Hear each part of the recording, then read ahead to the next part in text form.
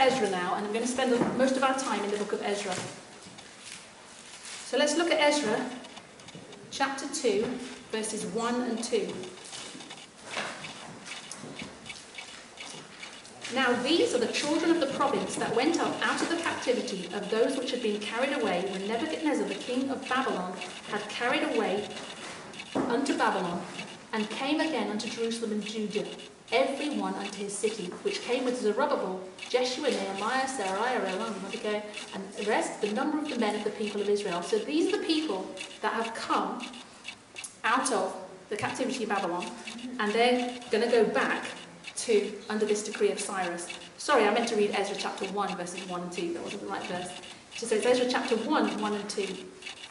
Now, in the first year of Cyrus, king of Persia, so we've just said that they had 2 years of reign of Darius, and this is the first year of Cyrus, so this is 536 BC, that the word of the Lord by the mouth of Jeremiah might be fulfilled, the Lord stirred up the spirit of Cyrus, king of Persia, that he made a proclamation throughout all his kingdom, and put it also in writing, saying, Thus saith Cyrus, king of Persia, the Lord God of heaven hath given me all the kingdom of the earth, and he hath charged me to build him an house at Jerusalem, which is in Judah. So here we see that Cyrus gives this decree. It's worldwide in the sense of the kingdom at that time. This worldwide decree that says they can go back to Jerusalem and rebuild their temple. And this is around 536 BC.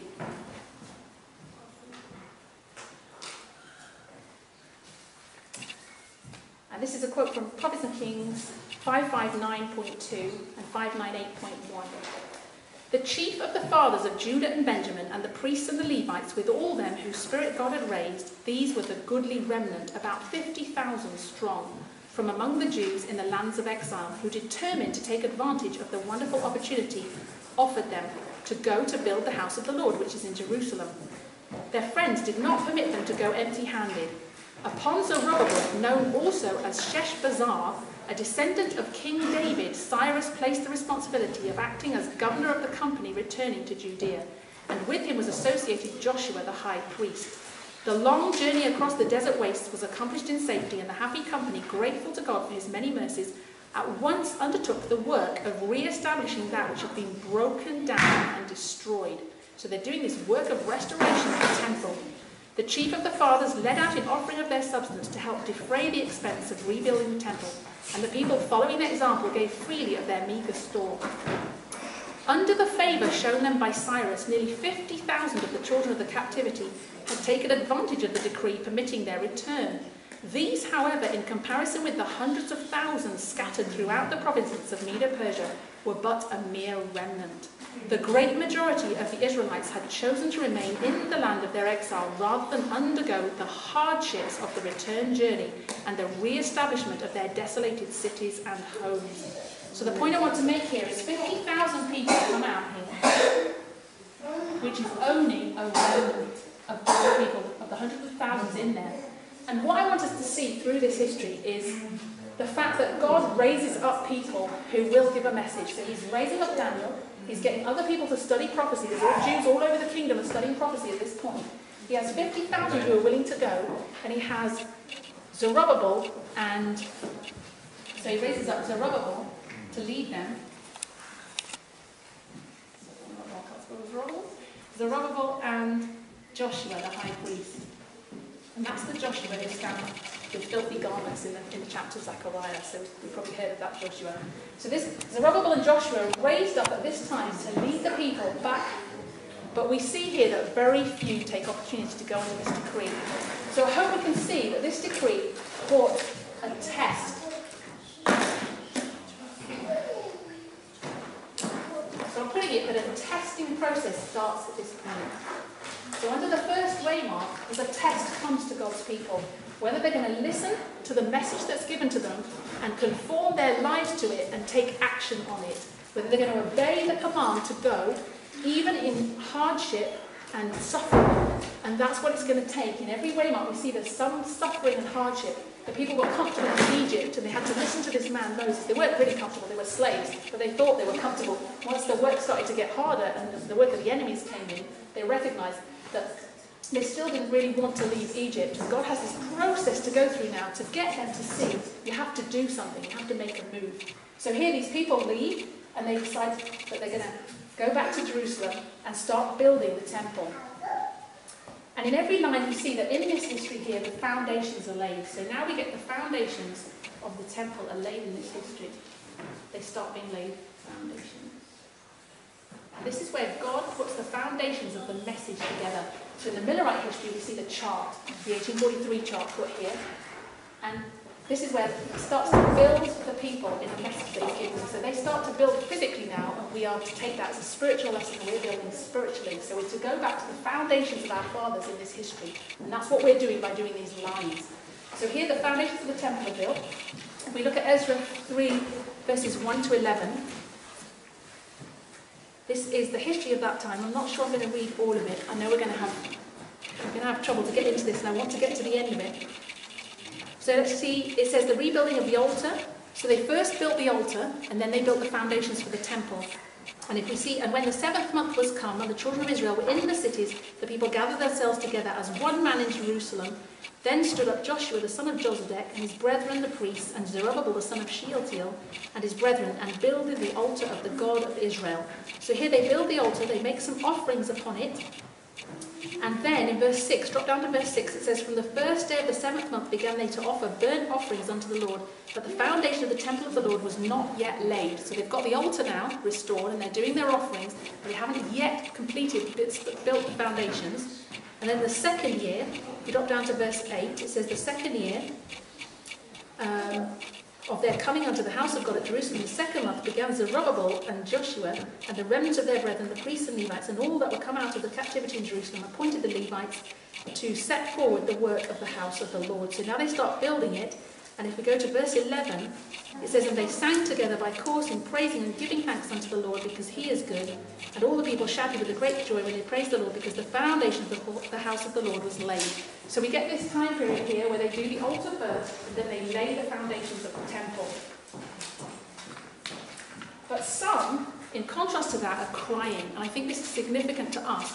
Verse 12 and 13 says, but many of the priests and Levites and chief of the fathers, who were ancient men that had seen the first house when the foundation of this house was laid before their eyes, wept with a loud voice, and many shouted aloud for joy, so that people could not discern the noise of the shout of joy, the noise of the weeping of the people, for the people shouted with a loud voice, and the noise was heard afar off. So there's a loud voice going on here, and this is the beginning of the loud cry in our history. This is the sprinkling. It starts at 9/11. And this shout is going forward, but there's going to be two groups, and there are two groups seen at this point. There's a group who are rejoicing that the temple has been laid, and it's great, they've got this temple foundations done, and there's a group of ancient men, Levites and priests, who are supposed to be leaders of the people. The ancient men in Ezekiel are the leaders of God's church, who are crying, because they think this is not as big as Solomon's temple, it's not as good, and they're rejecting, in that sense, they're rejecting the work of God in this history by denying how good that is. And they discourage the people. And we're told by Spirit of Prophecy that it says if they could have seen the result of their discouragement and how it affected the work and retarded it, they would have been shocked. Because the people started to backslide after that because of all the doubts and murmuring and the ancient men crying. And what we see in our history is the leaders of the church rejecting this message, putting persecution and pressure on people not to study it, not to accept it. And because of that, it's retarded the work of this message going forward, and it's putting people off. And if they could see in the light of eternity the work they're doing, the blood on their garments, I think they would have a weep of this kind. So have mercy. And I see the mercy of God in this history, that he still works with them through this process. Because when you think about it, this first decree is given after 70 years of captivity. How many people stood on the plains of Jura when the image was built? In Daniel chapter 3, 3 people. Where did these 50,000 come from? We see 3 loyal people at the beginning of that history. And during 70 years of captivity, people are raised up in darkness who haven't stood, their fathers haven't stood, and they come back and they say, we want to get out of here. That's miraculous to me. They're in darkness, they're raised up, 50,000 come out. We're told this, that they moved in here, they raised these temple foundations, and then in every history we see the work of the enemy. And we're starting to talk about that with these ancient men, but now we see enemies coming into the work here. At the time of Moses, it's the false magicians, it's the wicked wise men of Pharaoh who produce the rods and start counterfeiting the plagues. But in our history, in the Millerite line, it's the Protestants who start shutting their door on the Millerite message. So in this history, we see the enemies, we see the Samaritans, they come and they're idol worshippers and they're mixing the faith of the true God with idolatry, and they come and say, we want to help you do this work, and say, we don't want you, and then they start creating problems. I just see this history fulfilling as we speak. It says, a public action from the enemy. So this is in Ezra 4 now. We go to chapter 4, and verses 1 to 8. We see how they start to come against the Zerubbabel. They start off by saying, we want to help you. We want to do it with you. And if you hear voices in Adventism, we're preaching the same thing. We're saying the same thing, and they're picking up bits of this message and they're running with it. And people are saying, they're saying the same thing. They're talking about midnight cry. They're talking about end of the world, Sunday law. And they're mixing truth with error because they don't have the full light often. And so this happens here. They come and they say, they come to Zerubbabel in verse 2, and to the chief of the fathers said unto them, let us build with you, for we seek your God as ye do, and we do sacrifice unto him since the days of Bershaddam, king of Asher, which brought us up hither. But Zerubbabel and Joshua and the rest of the chief of the fathers of Israel said unto them, ye have nothing to do with us to build an house unto our God, but we ourselves together will build unto the Lord God of Israel, as King Cyrus, the king of Persia, hath commanded us. Then the people of the land weakened the hands of the people of Judah and troubled them in building. So now they start getting trouble. And then it says in verse 5, and hired counselors against them to frustrate their purpose all the days of Cyrus, even unto the reign of Darius, king of Persia. So the reign of Cyrus continues, then you get Darius in this history. And right all through that time, the enemies of God are at work.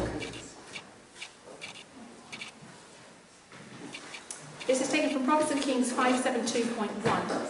This was a time of wonderful opportunity for the Jews. The highest agencies of heaven were working on the hearts of kings, and it was for the people of God to labour with the utmost activity to carry out the decree of Cyrus, as we're to labour with the utmost activity to carry out this message to God's people at this point. They should have spared no effort to restore the temple and its services and re-establish themselves in their Judean homes. But in the day of God's power, many proved unwilling. The opposition of their enemies was strong and determined. And I don't know if you've been on this message any length of time, if you've seen opposition that's strong and determined. And gradually the builders lost heart. Some could not forget the scene at the laying of the cornerstone, when many had given expression to their lack of confidence in the enterprise. And as the Samaritans grew more bold, many of the Jews questioned whether after all the time had come to rebuild. The feeling soon became widespread. Many of the workmen, discouraged and disheartened, returned to their homes to take up the ordinary pursuits of life. During the reign of Cambyses, the work on the temple progressed slowly. And during the reign of the false Smerdis, called Artaxerxes in Ezra 4:7, the Samaritans induced the unscrupulous impostor to issue a decree forbidding the Jews to rebuild their temple and city. So here, they get great trial. I just want to lay that out for you, that after Cyrus comes Cambyses. It might be good to put it over here actually. So Cyrus is followed by his son, who reigns for 7 years, Cambyses. And then after Cambyses, you get this false Smerdis,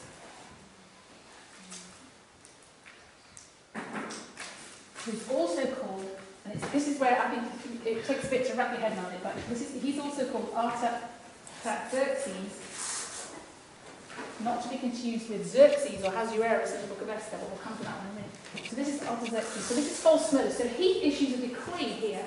So there's this decree in here against the work. So he comes in and he issues a decree to stop the work. But even this dark hour was not without hope. So you're going to see a height of opposition here where there's a counter decree. But in this dark hour was not without hope for those whose trust was in God. The prophets Haggai and Zechariah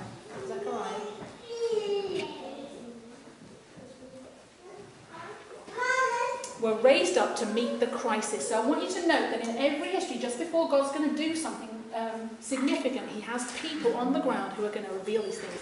Amos 3:7 says, the Lord will not do anything except he reveals it to his servants the prophets first. So here he has Zerubbabel, Joshua, he has Daniel back here with other people that we don't know, and then he has Haggai and Zechariah especially raised up here. So when you read these books, you can put them in context of where they're speaking and what they're speaking about.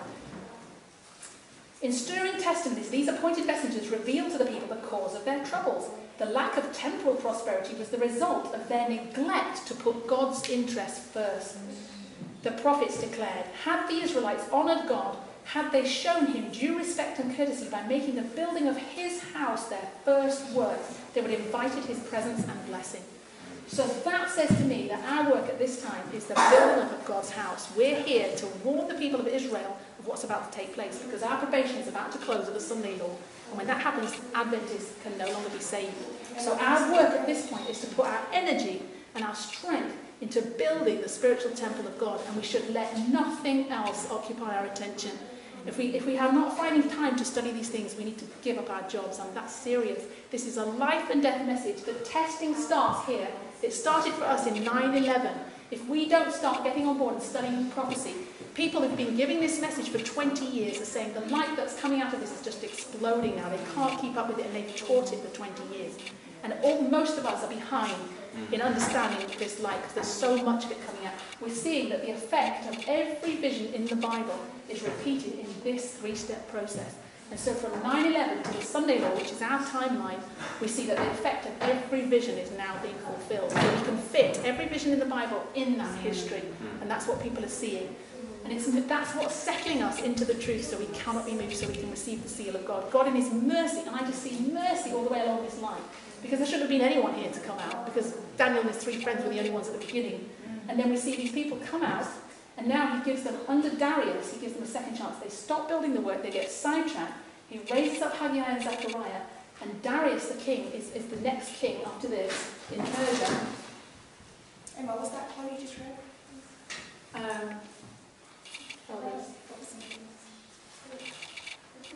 Prophecy Kings 573.3. So now we have king number 4. Darius is raised up to give a second decree. So in mercy now, God gives this second decree. But I want you to see the time period God is working with as well. From here to here is about 70 years, a significant Bible number. So from this one, 536, to the second decree, Ellen White tells us a score or more of years passed by. So that's 20 or more years. It's more or less 20 years. So it's more than 20 years. So it's approximately, I don't know the date, so we're going to put it on there, because when you write it down, it's going to be in line. But we know it's 20 plus years between that one and that one. So you can see the time scale is quite big here, the mercy of God. But I just want to read it in Ezra 5, 1, 2. Then the prophets Haggai, the prophet, and Zechariah the son of Iddu prophesied unto the Jews that were in Judah and Jerusalem in the name of the God of Israel, even unto them. Then rose up Zerubbabel the son of Shealtiel and Joshua the son of Josedek, and began to build the house of God which is at Jerusalem. And with them were the prophets of God helping them. So what you see here, that's Ezra 5, 1 and 2. We see here that Haggai and Zechariah are raised up to join Zerubbabel and Joshua, who are still there. So these working together now. So there's this 2-step process. There's a group of people here that have come to this point, and some are probably still faithful, but no one else is helping them. And then these come in. So they've gone through this purification process with these enemies, and they're still faithful here, and Haggai and Zechariah join them to continue the work here. So what we see there as well is a call for them to come out of Babylon. This is interesting, because they're in Medo-Persia, but the prophet Zechariah, the way he's raised up is to call them to come out of Medo-Persia, but he calls it Babylon. And I don't think that's a coincidence. But obviously everything in the Word of God has significance, because under the second angel's message in the Millerite history, come out of your is Babylon is fallen, Babylon is fallen. So it says, this is from Prophets and Kings 598 to 599. A score or more of years passed by when a second decree, quite as favourable as the first, was issued by Darius Hystaspes, the monarch then ruling. So this is a different Darius. We had a Darius at the beginning for 2 years. And don't get confused, because these names keep repeating. That's why sometimes it's a bit confusing. But there's a Darius there who reigned for 2 years. And then we have Cyrus. He was the uncle of Cyrus. And then this is a different Darius now, which is at least 20 years later. So he's Hystaspes. We can put that in there.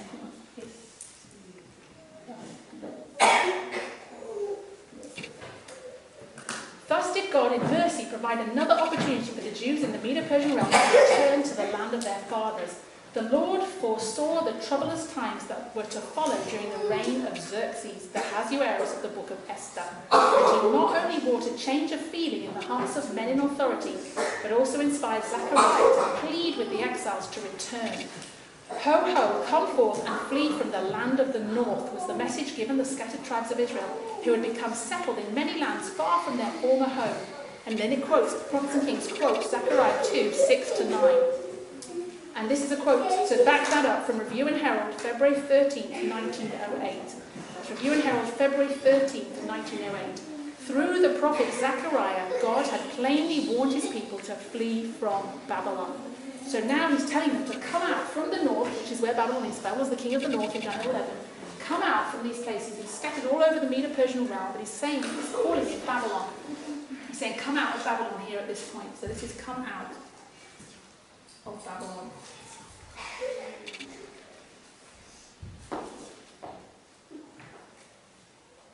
And what she told us in that paragraph as well is that the Lord foresaw that shortly Ahasuerus was going to come to power. And that's, or Xerxes the Great is another name for Ahasuerus. He's called Ahasuerus in the Bible, but historians often call him Xerxes the Great.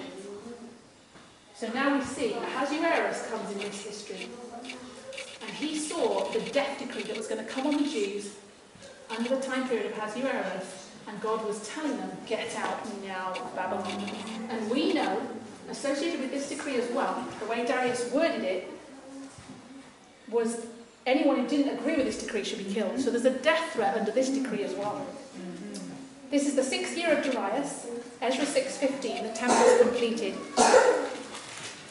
So Darius gives this decree, and that's in chapter 6, verse 1. It says, then Darius the king made a decree, and search was made in the house of the rolls where the treasures were laid up in Babylon. So he has them now search out, because of the enemies attacking. I'll just summarise chapter 5. Enemies attacking, they say, they've got no permission to rebuild the temple in Jerusalem. And then someone points to the fact that, wait a minute, Cyrus made a decree. So Darius searches out the decree that Cyrus makes. So he re-establishes this decree that's already been given. And he says, yes, they do have permission. I'm giving them permission again. And they can build their temple. And then, under this decree of Darius, the temple of the Lord is finished. So the house was finished on the 3rd day of the month Adar. This is Ezra 6, verse 15. And this house was finished on the 3rd day of the month Adar, which was in the 6th year of the reign of Darius the king. So here we see, in this history, the temple is finished.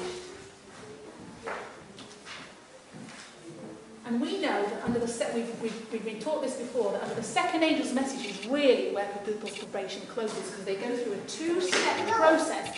When the 3rd comes, the door is shut. It's too late then to do any changing, and it's over. So really, once they've passed these 2 steps, the temple is finished. He's got a completed people here. And we see in the Millerite history, we see under the midnight cry, which comes before 2 and 3, we see that the virgins wake up, and the foolish and wise are separated at the midnight cry. So we see that there's this separation that takes place under this testing message to separate these 2 classes of worshippers. That happens here under Ahasuerus, that happens in this history. And his temple is finished. And it's marking that fact that he now has a group of people, because the wise have already made up, the foolish say, give us your oil, and they go off to buy it. And and then you see it here when they can't get in, the doors shut. But you can see it way back in the parable, if you're looking at the parable. Even before they left home, the foolish didn't have that extra oil. But you see it clearly at the midnight cry when they wake up and their lamps have gone out. So there's this finishing of a temple here under the second angel's message. Let's read Prophets and Kings 5:9-6. The promise, the hands of Zerubbabel have laid the foundation of this house. His hands also shall finish it, was literally fulfilled. The elders of the Jews builded and they prospered through the prophesying of Haggai the prophet and Zechariah the son of Iddo. And they builded and finished it according to the commandment of the God of Israel, and according to the commandment of Cyrus, Darius, and Artaxerxes, king of Persia. And this house was finished on the 3rd day of the month Adar, which was in the 6th year of the reign of Darius the king. So here in Ezra, she's quoting Ezra 6:14 and 15. He's making reference at this point to this decree of Artaxerxes, which we haven't had yet, but he's almost saying it's a done deal by this point. So these decrees have taken place, the temple's finished here, and now we haven't still had this 3rd decree yet, he's making reference to it here in the book of Ezra. Let's see Prophets and Kings 599.3 and 600.1. It was those whose spirit God had raised, who had returned under the decree of Cyrus. But God ceased not to plead with those who voluntarily remained in the land of their exile. So here we see the mercy of God. So people have stayed here that shouldn't have stayed here, and he's still pleading with them here to come back. They're giving this second chance here. The large number, however, of those who failed to respond to the decree of Cyrus remained unimpressible to later influences. And even when Zechariah warned them to flee from Babylon without further delay, they did not heed the invitation. So if they were not impressible back here, it says most of them were not impressible by here. And we can see that in other histories. If they refuse the first angel's message, they cannot accept the second. So most of the people that were left behind in Babylon and Medo-Persia could not accept it at this point, at this decree. But even then, he has people that come out. They remained unimpressible to later influences. Even when Zechariah warned them, they did not heed the invitation. Meanwhile, conditions in the Medo-Persian realm were rapidly changing. Darius Hystaspes, under whose reign the Jews had been shown marked favour, was succeeded by Xerxes the Great. It was during his reign that those of the Jews who had failed of heeding the two messages to flee were called upon to face a terrible crisis. Having refused to take advantage of the way of escape God had provided, now they were face to face with death. So now you have death in here. Face to face with death.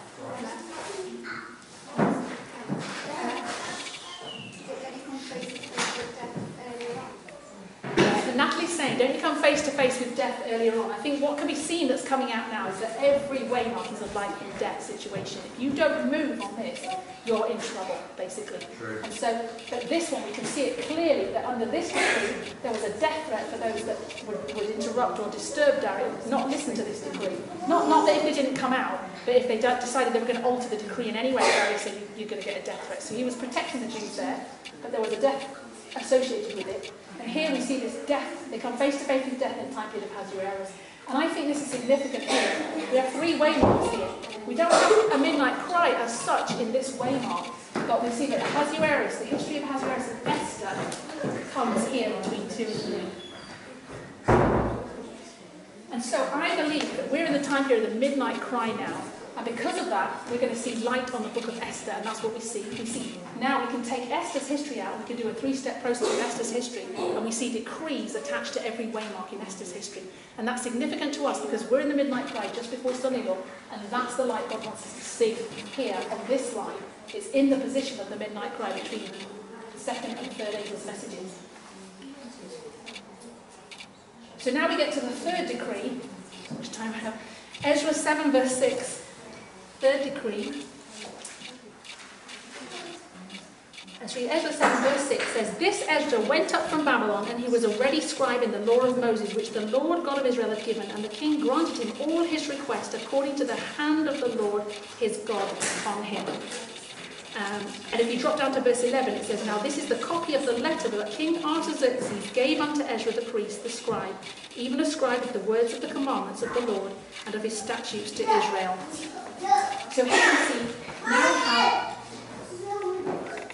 Artaxerxes. And he's raised up here. It's different from this one. This is false smoke. This is Artaxerxes Longanimus. So if you want to put that down. Sorry, it's right down here. So this is the third degree. So we have the first degree under Cyrus, we have the second degree under Darius, and we have the third one under Artaxerxes here as well. And Artaxerxes, it says in Prophets and Kings, let me just check the reference for you. Prophets and Kings 607.1. About 70 years after the return of the first company of exiles under Zerubbabel and Joshua, Artaxerxes Longanimus came to the throne of Medo-Persia. The name of this king is connected with sacred history by a series of remarkable providences. It was during his reign that Ezra and Nehemiah lived and laboured. He is the one who in 457 issued the third and final decrees. So here we are, 457 BC. Sorry. Yeah, Prophets and Kings 607.1.